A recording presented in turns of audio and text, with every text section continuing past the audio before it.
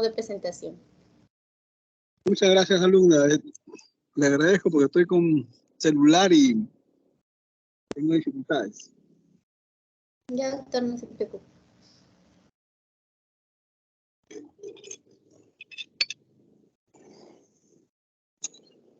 Bueno, estamos viendo ya la primera diapositiva de este día.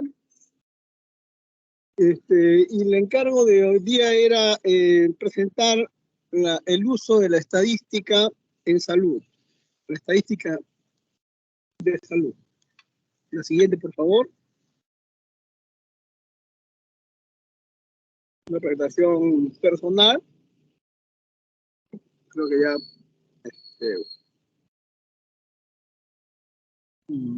nos hemos conocido. En todo caso hay posibilidad de seguir conociéndonos. La siguiente, por favor. Bueno, en primer lugar, es importante establecer la visión panorámica y el contexto en el cual se da esta clase. Y es importante porque si no tenemos la visión panorámica se presenta como un tema aislado y entonces no se le da, digamos, el peso y la importancia que corresponde. Y creo que en este sentido yo estoy seguro que ya los profesores que han hecho las primeras clases han resaltado la importancia y la visión de la salud pública, diferenciándola claramente de la salud individual, porque si no entendemos esta primera gran diferencia, y que es la que vamos a tener que tener claro en el desarrollo del curso, de las siguientes clases que vienen, creo que podríamos entrar en un tema de confusión. Y bueno, entonces, y en este punto yo quiero resaltar un tema. Así como hay, digamos, una serie de herramientas para que los alumnos entiendan que puedan ser médicos capacitados en diagnosticar y tratar problemas de salud individual, también hay herramientas que nos permiten diagnosticar e intervenir en los temas de salud pública. Cuando ustedes, por ejemplo, tienen un paciente, utilizan una herramienta importantísima en los médicos que es la anamnesis, también el examen físico, que es otra herramienta, y en base al uso de esas herramientas ustedes pueden llegar a una conclusión, un diagnóstico y después hacer un tratamiento. Igualmente, para la salud pública, nosotros utilizamos la estadística, la epidemiología y una serie de herramientas que nos permiten llegar a diagnósticos y poder intervenir. Ustedes saben que el objeto de trabajo, el objeto de intervención en la salud individual son las personas, pero el objeto de trabajo y de intervención en la salud pública son las colectividades, las comunidades. Entonces, la forma de abordaje no es la misma. Se necesitan herramientas diferentes. Entonces, en este contexto es que nosotros hacemos esta clase. Entonces, un médico salubrista va a intervenir sobre colectividades y va a poder disminuir la cantidad de enfermedad y la cantidad de muerte en esa colectividad. Y el médico que tiene intervención individual va a intervenir sobre una persona y también va a lograr un diagnóstico y un tratamiento. ¿Cuál de las dos intervenciones es más importante? Creo que es una cosa que va a quedar, digamos, como una reflexión al comienzo y al final de esta clase. Creo que el tema de enseñarle salud pública a los alumnos de medicina tiene esa intención, ¿no?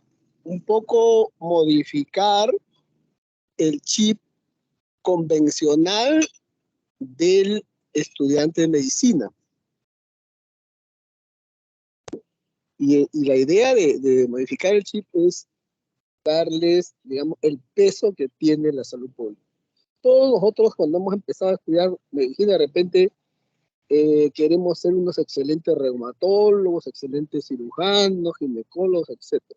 Pero muy pocos, desde el comienzo de la carrera, quieren ser excelentes salubristas. Entonces, la idea de este curso, entre otras, es dejarles esa idea de que no sé con qué intervención se beneficia más el país, con las intervenciones de salud pública o las intervenciones de salud individual. No sé con qué intervenciones se beneficia más la comunidad, con las intervenciones de salud pública o con las intervenciones de salud individual. No sé con qué se benefician más los alumnos de medicina, con las intervenciones de salud pública o de salud individual. Definitivamente, desde el punto de vista económico, probablemente si se dedican ustedes a ser médicos, internistas, ginecólogos, etcétera, orientados a la salud individual, probablemente su posición económica sea mucho mejor que la de un salubrista. Pero yo tengo algunas dudas con respecto a digamos, a la huella, ¿no? Con qué intervenciones se deja más huella, con la de salud individual o de salud colectiva. Y en este contexto también hay que analizar el papel de la universidad. La universidad, ¿a qué está más orientada? A formar médicos que van a ser más orientados a la salud individual o a la salud colectiva. Creo que la universidad ya hizo su apuesta. Y eso se ve en la cantidad de carga orientada a salud individual comparada con la carga orientada a salud pública. Igual el Estado también ha hecho su apuesta hace tiempo.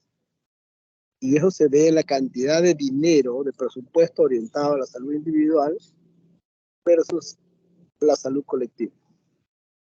Y todo el mundo reconoce que nuestras intervenciones en salud pública, desde el punto de vista de modificación de carga de enfermedad de muerte, definitivamente tendría que ser más orientada al tema de salud pública. Pero bueno, eso simplemente lo dejo como una reflexión para todos y como digamos, como una motivación para lo que resta de su formación. Entonces la estadística es una rama de la matemática que estudia los datos. Y los datos ustedes saben que tienen una gran variabilidad, ¿no es cierto? O sea, antes del COVID, por ejemplo, la cantidad de muertes en el país eran una cantidad y ahora es otra cantidad que no tiene mucho que ver con la anterior. Si uno estudia un solo dato, probablemente la conclusión que saque de un solo dato no sea importante, pero si los ve en cómo cambian en el tiempo, cómo varían en el tiempo, la conclusión es diferente.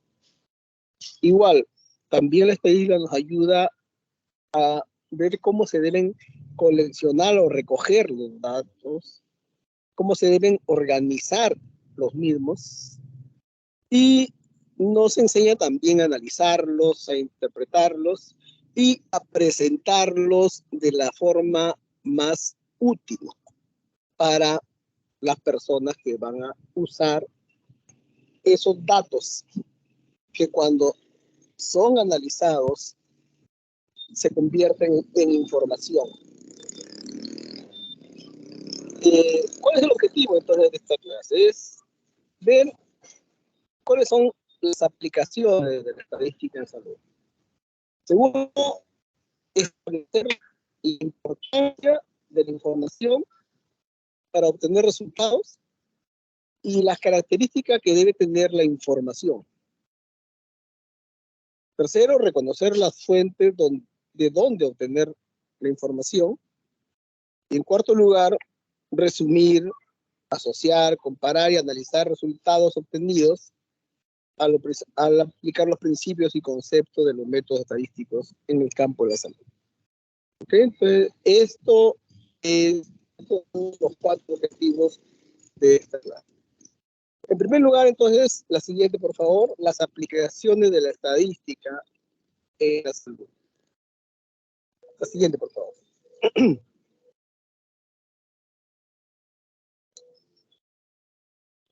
Nosotros usamos constantemente información y datos en medicina, tanto en medicina individual como medicina en salud pública.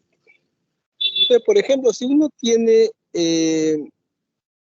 saber cuántas personas en nuestro país tienen una enfermedad determinada, por ejemplo, diabetes mellitus, o cuántas personas la tuvieron solamente en un determinado periodo de tiempo. Entonces, esos datos nosotros los obtenemos gracias a las estadísticas que existen en el país. Otra aplicación es cuando se hace un análisis específico de un grupo específico de riesgo que pueda tener determinada enfermedad. Ahora, por ejemplo, estamos viendo la famosa viruela del mono, ¿no? Que se está viendo ya cuando uno analiza por grupos etarios o por grupos con determinados factores de riesgo, entonces se ve claramente que hay una diferencia. Y entonces esas diferencias que se encuentran de la información hace que uno pueda plantear una estrategia de intervención, ¿no? Porque, por ejemplo, en el caso de la viruela del mono, la intervención en la población general no va a ser la misma que la intervención en la población, por ejemplo, que tiene una inmunosupresión por cualquier causa. Definitivamente la intervención, el conjunto de intervenciones son diferentes. Y donde se saca esa conclusión de que deben ser diferentes de la cantidad de casos que se observan y, digamos, de la tendencia que se dan en el tiempo. ¿Para qué otra cosa podría servir la estadística? El tema, por ejemplo, del acceso a la salud. Todas las personas en el país tenemos la misma posibilidad de llegar a un establecimiento de salud. Creo que la respuesta se da sola. Definitivamente no es igual. Y eso también se encuentra en las estadísticas. Hay estudios, vamos a ver más adelante, que se realizan en la cual se identifica claramente que hay inequidades evidentes en las cosas a la salud. Otro dato, por ejemplo, que nos pueda ayudar la estadística de salud es cómo saber si un tratamiento es seguro o efectivo. También, si hay calidad y eficiencia en nuestro sistema de salud. Los costos de la atención médica, que para algunas personas podría ser un tema secundario, pero que no lo es. Y que la intervención en este punto específico de costos, por ejemplo, puede marcar la diferencia en la posibilidad de tener aumentar la accesibilidad para algunos grupos poblacionales. Mientras menos gastos hay en salud, el presupuesto puede ser usado de una forma más eficiente y entonces nosotros podemos tener un nivel de resultados mucho mejores. El tema del impacto económico de la salud, por ejemplo, ¿es factible medirse a través de las estadísticas de salud? Claro que sí. ¿Cómo se están manejando programas y las políticas gubernamentales en la salud? Cuando uno se hace esta pregunta, tiene que responderla mirando estadísticas de salud.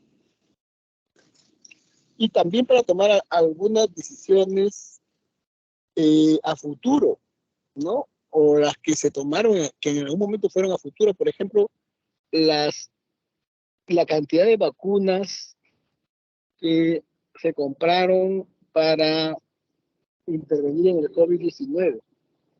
Se tomaron en cuenta todos los factores que iban a intervenir en el uso de estas vacunas. Definitivamente creo que ya retrospectivamente podríamos ver que no, ¿no? Que no se tomaron en cuenta todos los factores. Y esto definitivamente ha conllevado a que haya lo que debemos ser un exceso de compra y que está llevando a tomar decisiones más de carácter político que técnico con respecto al uso de las vacunas. Bueno, yo creo, hace poco he visto la intervención de una señora ministra con el presidente, resaltando como un gran hecho el tema de que, digamos, estamos segundos en Latinoamérica en la aplicación de la tercera dosis. Y esto tiene que ver mucho con la forma como se está viendo el problema ahorita, actualmente, que tiene que ver con el COVID. Porque la intervención tiene que tener un sustento con el diagnóstico. Y acá nosotros, no sé si ustedes han visto los escenarios que se plantearon, que planteó el mismo Ministerio de Salud con respecto a esta cuarta ola. Con respecto a esta cuarta ola, en el peor de los escenarios, se planteó una cantidad de muertos de 8,000 personas a nivel país. Entonces, yo dejo la pregunta suelta por ahí porque no vayan a creer que tengo una posición totalmente sesgada. Tenemos enfermedades que producen mucho más que 8,000 muertes. Entonces, es tan importante orientar toda la política de salud del gobierno todavía hacia el COVID para evitar que se mueran 8,000 personas, que es el 0,01 de la población. Cuando todavía el país no ha recuperado el funcionamiento normal de sus servicios de salud. Eso puede ser una prioridad en estos días, el tema de la vacunación contra el COVID, cuando todavía ni siquiera le preguntaríamos al Ministerio de Salud, digamos, sus logros con respecto al tema de la anemia. No, ni siquiera le preguntaríamos.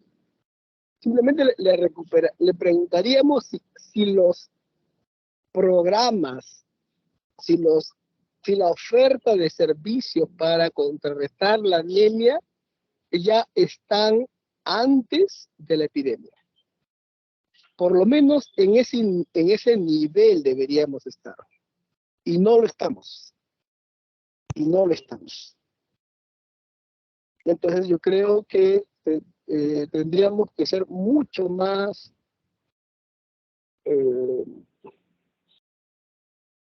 técnicos, mucho más honestos y decir cuál es realmente el nivel de intervención actualmente con respecto a los problemas de salud del país.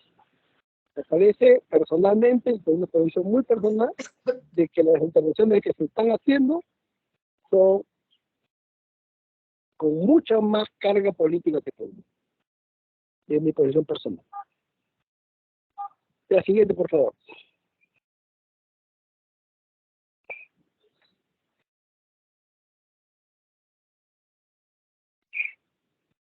La siguiente, por favor.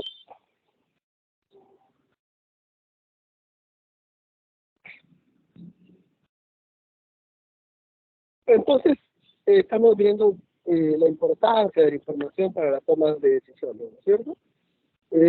Toda organización, por más pequeña que sea, necesita conocer su pasado, la situación actual y con qué cuenta para afrontar el futuro.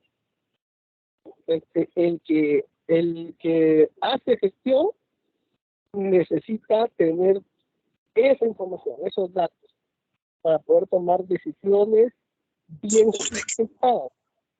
Y entonces, desde ese punto de vista, es muy importante la información. La información también es un recurso para toda organización, porque puede significar la diferencia entre el éxito y el fracaso para todos los proyectos e iniciativas que se emprenden. Y finalmente, tiene que ver con el quehacer laboral, ¿no? Si es que nosotros no usamos la información adecuada, definitivamente no vamos a tomar las decisiones más correctas con respecto al uso del recurso más importante que tenemos en salud, que es el recurso humano. La siguiente, por favor. Pero la información tiene que tener algunas características, ¿no es cierto? En primer lugar, tiene que ser útil. Si nosotros vamos a trabajar datos, esos datos tienen que ser utilizados, por ejemplo, de ahí de la palabra útil, por otras personas. Si nadie va a utilizar la información, entonces no la generemos. Tiene que ser objetiva, ¿no es cierto? ¿Qué significa eso? Nosotros somos personas, somos sujetos. Y los sujetos somos subjetivos. ¿Qué quiere decir eso? Que lo que percibimos está en función de todo un aparato ideológico que tiene que ver con nuestra experiencia, con los resultados que hemos conseguido con determinada situación. Y entonces, lo que, por ejemplo, a alguna persona le puede parecer moderado, a otra persona le puede parecer grave. Entonces, por ejemplo, yo estoy viendo, acabo de establecer mi posición con respecto al manejo de la pandemia. A mí no me parece adecuado, a otras personas sí les puede parecer adecuado. ¿Por qué? Porque todos tenemos una carga subjetiva con respecto a determinado hecho. Y eso se tiene que contrarrestar haciendo objetiva la situación. O sea, quitando nuestra subjetividad a la mirada que tenemos de un hecho determinado. ¿Y cómo se logra eso? Estandarizando la mirada. Por ejemplo, yo soy pediatra, llega un niño con asma y me dicen, bueno, este niño tiene un asma moderado o severo. Pues si le preguntas a 10 personas, pueden decir 9 puede decir moderado y 1 puede decir severo. ¿Cómo se contrarresta eso? Utilizando los famosos scores, donde ahí no hay posibilidad de subjetividad, porque todos van a medir la misma frecuencia respiratoria. No hay forma de que uno cuente 60 y otro cuente 40 por minuto. No hay forma. No hay forma de que uno le vea tirajes intercostales y otro no le vea. No hay forma. Entonces, en base a eso, se objetiviza lo que puede ser subjetivo. Y la información tiene que ser igual. Él también tiene que ser confiable, tiene que ser precisa, tiene que medir lo que dice que está midiendo. Un centímetro, ¿qué mide la talla? No puede ser que un centímetro mida 80 y otro mida 78. Los dos tienen que medir lo mismo. Si no, no es confiable. Tiene que ser completa. Y ahí hay un tema que ustedes tienen que ir ya, no sé si han tenido contacto con los famosos GIS, que son los registros a través de los cuales los profesionales de la salud registran todas sus intervenciones. Lo hacen en un formato en el cual aparece su nombre, toda su información, pero que tiene el gran problema de que no es completa. Generalmente tenemos muchos problemas con el GIS porque a los profesionales de la salud no les gusta llenar formularios. Y entonces pueden atender 10, pero llenan la información de 7. Entonces esos 3 se quedan en el aire, se quedan sin registro y entonces trastoca toda la información real. Y bueno, hay otras características, creo que no va a dar el tiempo para poder escribirlas todas, pero que quedan ahí en la presentación. Tiene que ser, por ejemplo, orientada al usuario, siempre orientada al usuario. Todas nuestras intervenciones en medicina tienen que ser orientadas al usuario, al que va a usar la información. Tiene que ser accesible, fácil de usar, verificable. Ok, la siguiente, por favor.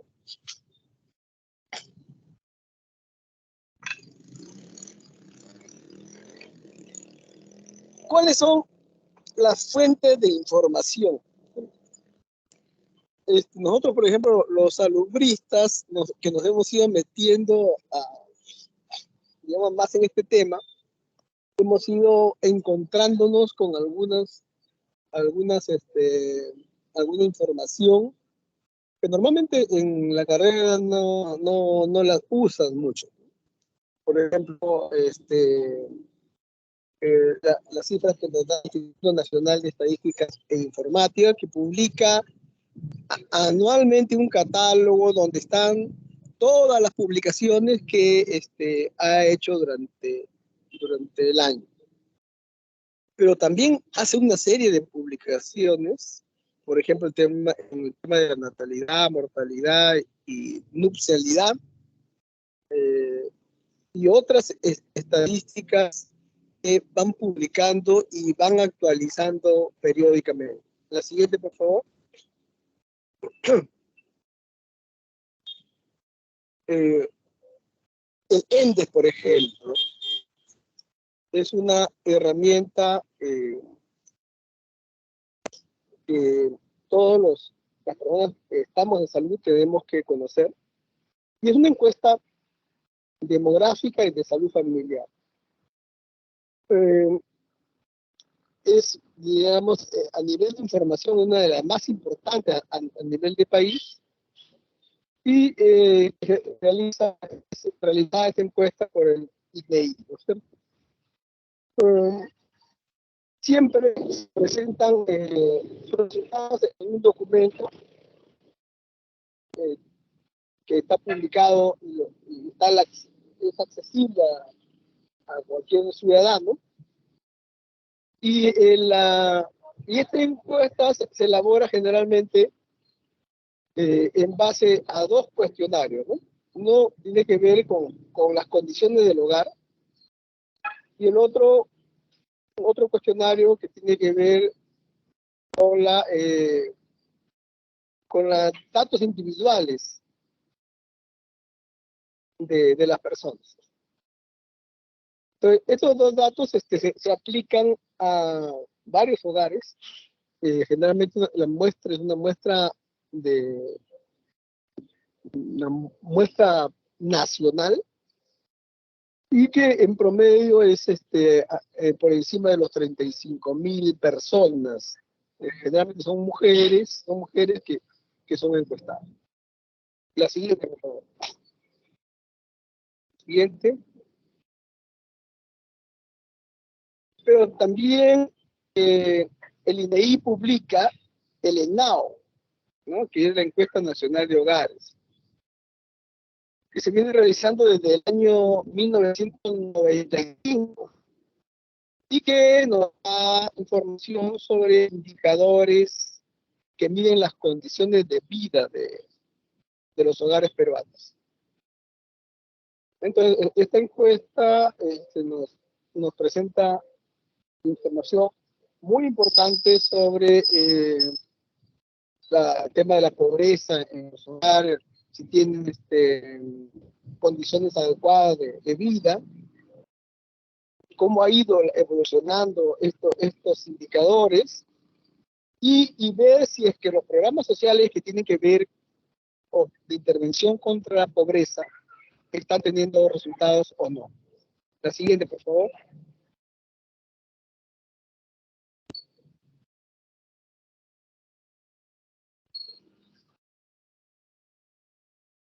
Pero así como el Instituto Nacional de Estadística e Informática nos pone al alcance algunos documentos, también el Ministerio de Salud, a través de sus diferentes oficinas, también nos pone al alcance información muy importante.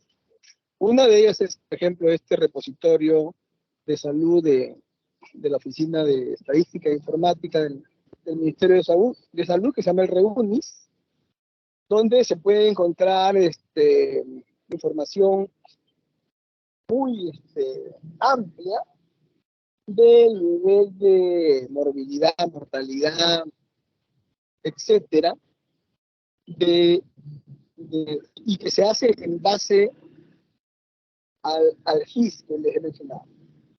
Entonces, la información que se encuentra en el REUNIS es información que se obtiene en base a la información baseada en los registros GIS. Pero también tenemos los boletines epidemiológicos que en el COVID casi muchos de nosotros recién hemos conocido, que lo emite la epidemiología, y también otras oficinas del Ministerio de Salud que trabajan temas importantes como el tema de, ¿no?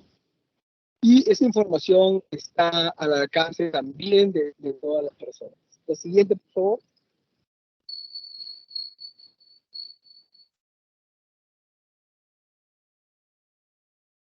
Hemos visto que el INEI presenta información, el MINSA presenta información, pero también el Ministerio de Economía y Finanzas.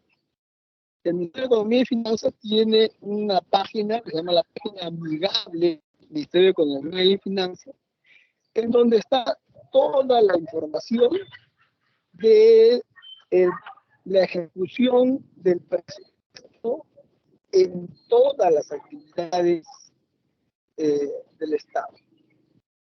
Si ustedes quieren ver salud nada más, entran a salud, y si quieren ver de la región Loreto, cliquean en la región Loreto, y si quieren ver en la región Loreto el Hospital Regional de Loreto, ingresan específicamente al Hospital Regional de Loreto, y ya en el Hospital de Loreto pueden ver si quieren cuánto gastaron en bienes, cuánto gastaron en servicios, cuánto gastaron en personal. Es una información que está muy, muy desagregada y que nos permite tener información muy clara de todos los gastos estatales en salud. Pero también, por ejemplo, el Ministerio de Desarrollo e Inclusión Social también tiene unas publicaciones que nos permiten ver los logros de los programas sociales, por ejemplo, ¿no? La siguiente. Siguiente, por favor. Pero así como hay, digamos, estadísticas de salud producidas a nivel nacional, también hay algunas que son producidas a nivel multinacional o internacional. En este caso, el Banco Mundial publica también frecuentemente estadísticas y nosotros teníamos un compromiso de objetivos de desarrollo del milenio que ahora se han actualizado a través de un nuevo compromiso, que son los objetivos de desarrollo sostenibles, en el cual se establece una serie de objetivos como país en tema de salud pública y que tenemos la obligación de ir actualizando permanentemente. La siguiente, por favor.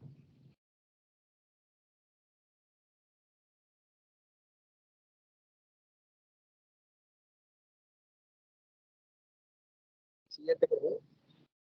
Entonces, cuando ya entramos digamos, a un tema más específico, que es el tema de la morbilidad, entonces,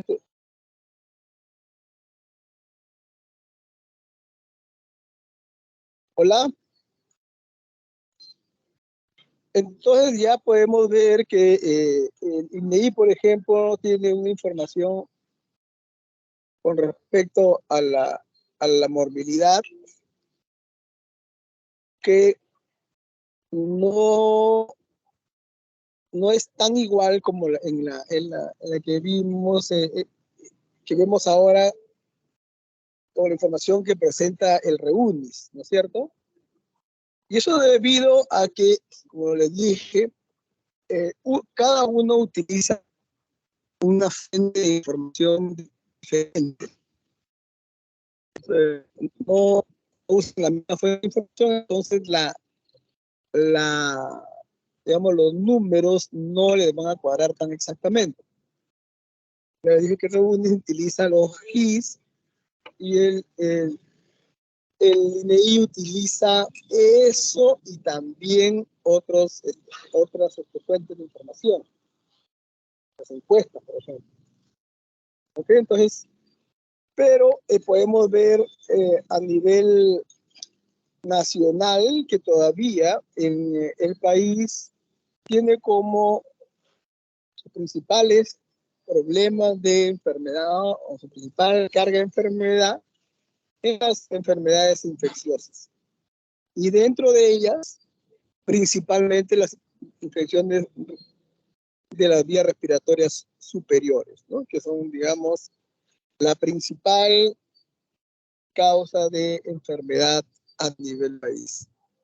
Y bueno, hay otras enfermedades de gran importancia, por ejemplo, en las enfermedades de la cavidad bucal, que a muchos les puede sorprender que esté en segundo lugar dentro de la estadística de enfermedad, pero que es un hallazgo que no es de este año, es un hallazgo sostenido, y por eso la importancia del programa de salud bucal que existe en el país, ¿cierto?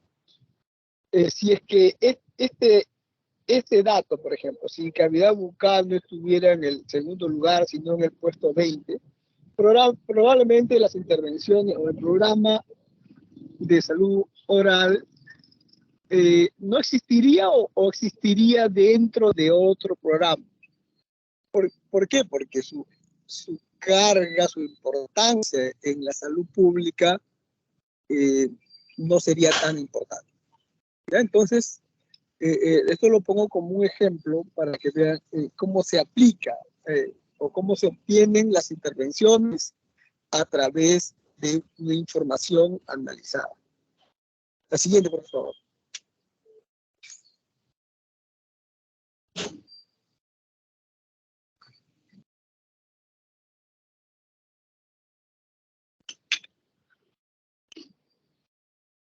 Acá tenemos, cuando ya se, este mismo dato del análisis de las causas de morbilidad, cuando se analizan por departamentos. Entonces, una cosa es tener la mirada a nivel país, pero nosotros no somos un país tan homogéneo, donde en Lima se va a dar la misma cantidad de enfermos por una enfermedad que en Huancavelica, por ejemplo. Entonces, es importante tener una mirada de país, pero también es importante tener la mirada, digamos, más específica con cada departamento. Y ahí ustedes pueden ver claramente que no solamente digamos, por año, sino por cada departamento, hay una diferencia importante con algunos grupos de enfermedades. Esta diferencia tendría que ver con las intervenciones que se hagan sobre, digamos, específicamente en cada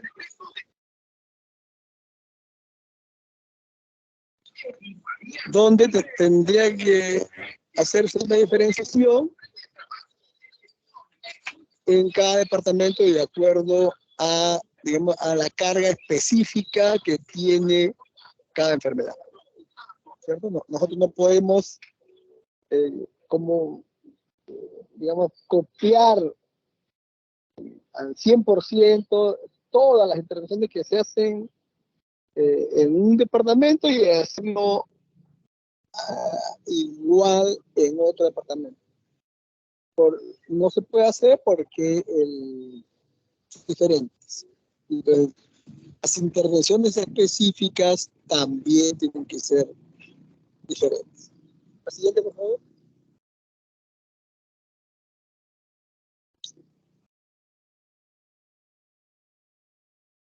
Entonces, hemos visto la carga de enfermedad, ahora vemos el tema de la mortalidad. Y ahí, pues, aquí en el país hemos tenido, digamos, ahora con el tema del COVID, que nos hemos encontrado y hemos tenido que ser más acuciosos con respecto a este indicador, ¿cierto? Que es un indicador que siempre se ha medido y que, como le digo, son de los indicadores más importantes en salud pública, porque las intervenciones nuestras van a hacer que la morbilidad, pero también la mortalidad aumente o disminuya, ¿cierto? Se supone que toda la intervención de los profesionales de salud es para eso, para disminuir la morbilidad y la mortalidad. Entonces, acá nosotros siempre hemos tenido un promedio de 150.000 a 188.000, que era más o menos, digamos, en una mirada en el tiempo, cómo ha ido subiendo la mortalidad en el país. Esta mortalidad tenía más o menos un comportamiento de crecimiento parejo. Generalmente la tasa de mortalidad, de crecimiento de mortalidad era en general alrededor de 6%. ¿Ya? Pero el COVID se tumbó abajo todas estas y ha hecho que se multipliquen mucho esta cantidad de casos. Sí, es de lo que se llamó durante el análisis de la pandemia el exceso de muerte. Si antes morían 180.000 en promedio, ¿cómo se explican la otra gran diferencia, ¿no? Los 250.000 que se tiene? Esos 70.000, la diferencia entre los 250 y los 180 es el exceso de muerte que se atribuye al COVID. Ya. Entonces, ese es un factor muy importante para analizar en base a la información, a las estadísticas de salud. No siempre el dato de la estadística de muerte es muy importante para todo salubrista y los estudiantes de medicina incluidos. La siguiente.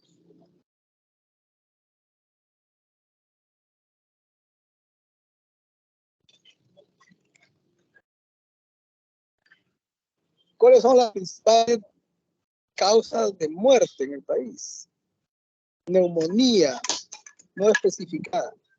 Siempre, hace varios años, es la principal causa de muerte en el país. Neumonía.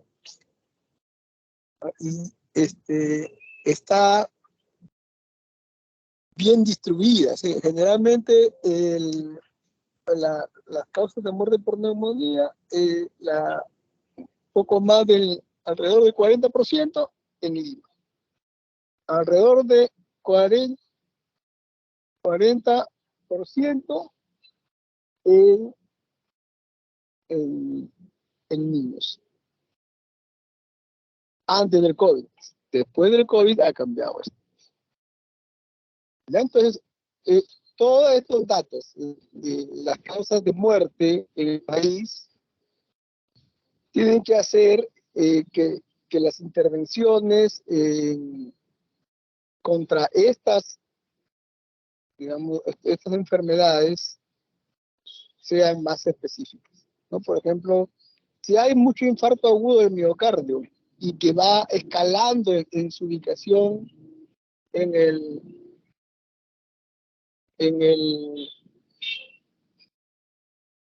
dentro de la estadística de muerte, entonces hay que empezar a hacer intervenciones para disminuir las causas de infarto agudo.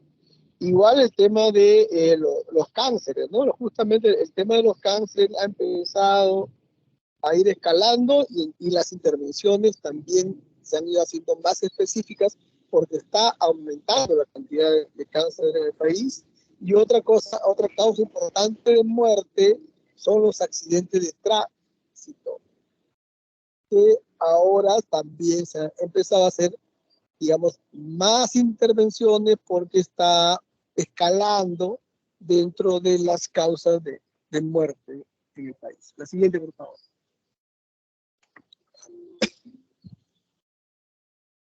Entonces, aquí en este cuadrito vemos cómo ha ido evolucionando en el tiempo, la cantidad, las cifras absolutas de muertes y las tasas de mortalidad. Como le dije, más o menos siempre se ha mantenido alrededor del 5 a 6% de la población total, y en cifras alrededor de 150.000 a 180.000, y por encima de 185.000 en los últimos años. La siguiente, por favor, para ir concluyendo y que vengan las preguntas.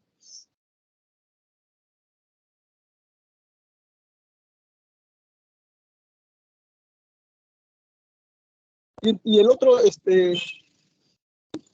dato importante que hay que analizar en estadística de salud es la natalidad, ¿no es cierto? En el Perú, la tasa de natalidad en el año 2019 fue de 17.42. Y el índice de fecundidad, o sea, el número medio de hijos por mujer, es de 2.25. Entonces, estas tasas están disminuyendo porque hay mayor énfasis en algunos programas, por ejemplo, de planificación familiar, que están logrando un impacto importante en la natalidad a nivel país.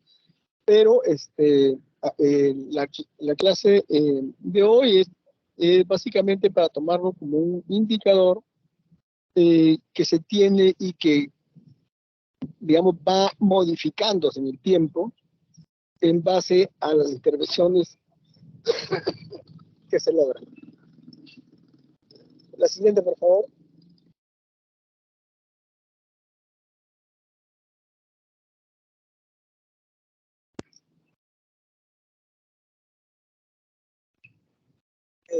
Con respecto al dato anterior, ¿no?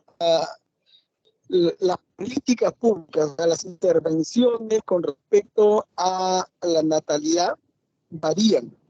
Hay algunos países, como el nuestro, por ejemplo, en el que es necesario intervenir para disminuir la tasa de natalidad. Porque la cantidad de hijos tiene que ver con la pobreza de un hogar. Por ejemplo. Mientras más hijos, la posibilidad de salir de la pobreza de una familia pobre.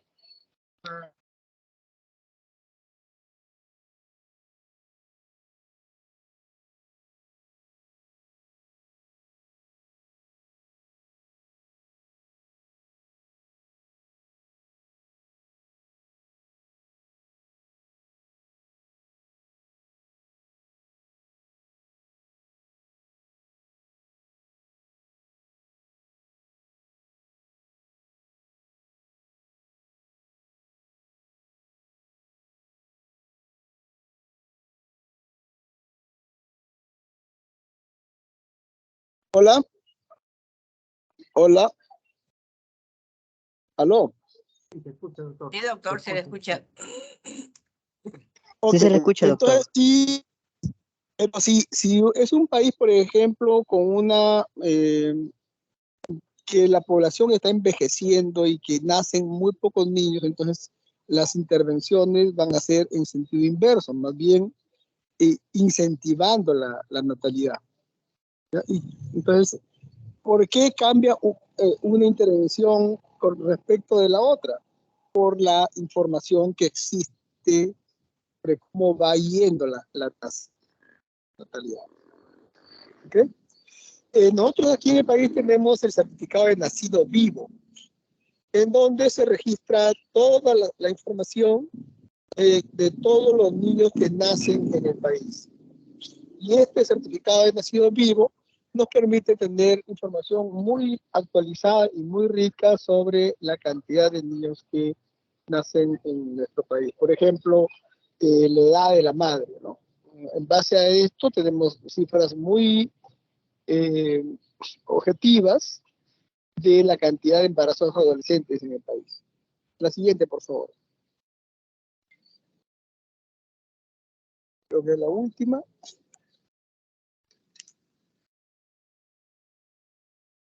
Bueno, eso es básicamente para reflejar lo que se mide en el certificado de nacimiento, ¿no? La siguiente, por favor.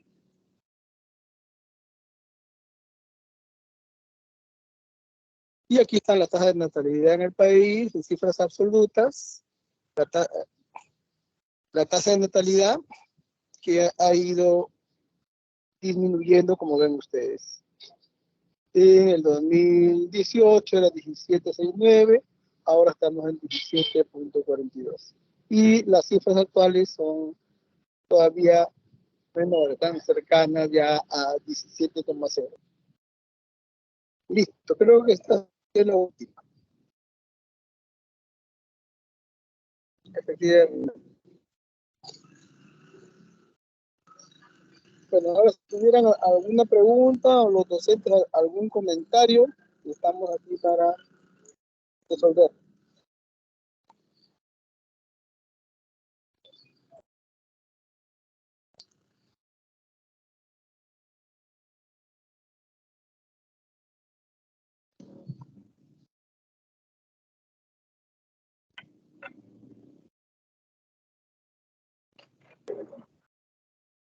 Doctor, buenas tardes. Muchas gracias. Al parecer no hay ninguna pregunta de parte de mis compañeros. Ok. Muchas gracias a todos ustedes. Y bueno, ya nos encontraremos entonces Buenas mañana tardes. para la... Doctor, Sí, díganme. ¿qué tal? Buenas tardes. Con respecto a la estadística que mencionó sobre el COVID-19, ¿no? Que representa Hola, un... no lo escucho bien, no lo escucho bien. ¿No me escucha? ¿Ahora me escucha? Ahora sí, ahora. Ya, con respecto a la estadística de COVID-19, que mencionaba que representaba poco porcentaje con respecto a otras enfermedades, pero que había ido aumentando en la pandemia, obviamente. ¿Usted cree que, o sea, por lo propio de la inestabilidad que todo el mundo vivía, esas cifras no estén acorde con la realidad? Por ejemplo, de repente en un hospital mueren 100 de COVID, pero mueren 50 más de otra enfermedad que no es COVID, pero al final ponen que mueren 150 de COVID. Eh, Eso podría haber sesgos ahí, supongo, ¿no? No tengo entendido el tema, pero he escuchado cosas así. No soy personal de salud.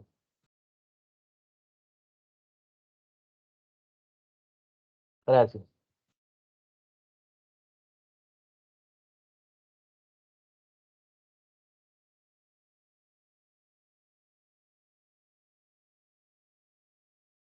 Ah, ¿no me entendió?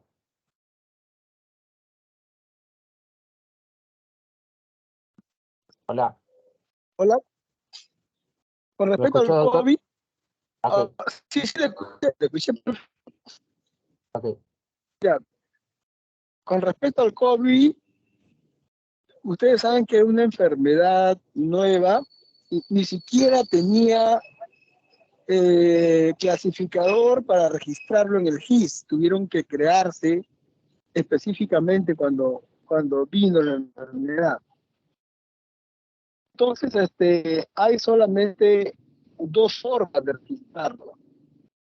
Hay el diagnóstico de COVID-19 virus no identificado y COVID-19 virus identificado. Solamente habían las dos posibilidades. Si ustedes le hacían la prueba y salía positivo, ponían virus identificado. Y si salía como la prueba y salía negativo, pero tenía todos los síntomas, lo ponían como virus no identificado y en presuntivo, porque no era un diagnóstico definitivo. ¿Ya? Pero igual para causa de muerte.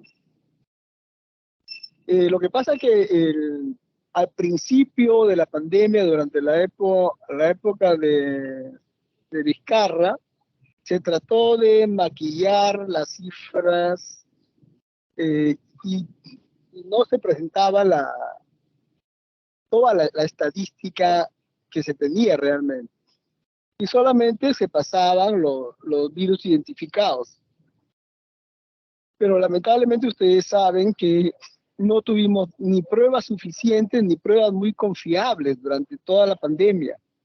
Entonces, muchos de los casos de muerte que clínicamente eran COVID, inicialmente se trató de poner como que no era COVID, pero después ya se ha ido sincerando y las cifras actuales ya son en base a toda la estadística de que les acabo de mencionar, ¿no?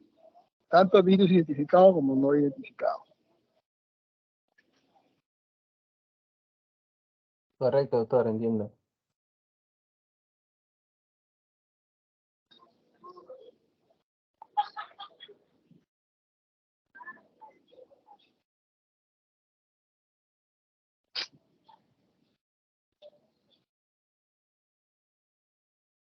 Bueno, no sé si lo dejamos ahí ya, doctor Starvites, o ya mañana nos encontramos, ¿no? Gracias, doctor, por la exposición. ya tienen conocimiento de la importancia de la estadística para los programas de salud. Mañana a las 8 de la mañana nos vemos todos, porque ahí el doctor Becerra les va a dejar la práctica, les va a explicar en qué va a consistir. Igualmente va a reforzar el de gestión en salud sobre las tareas que están dejando. Entonces nos vemos mañana a las 8 de la mañana. Mañana, doctor. Gracias, doctor Becerra. Gracias. Hasta luego. Señor docente, señor. Gracias, doctor Alvites. Hasta mañana. Hasta mañana. Chao. Buenas tardes, Mañana. gracias. Doctor Maxito, buenas tardes. Hasta mañana.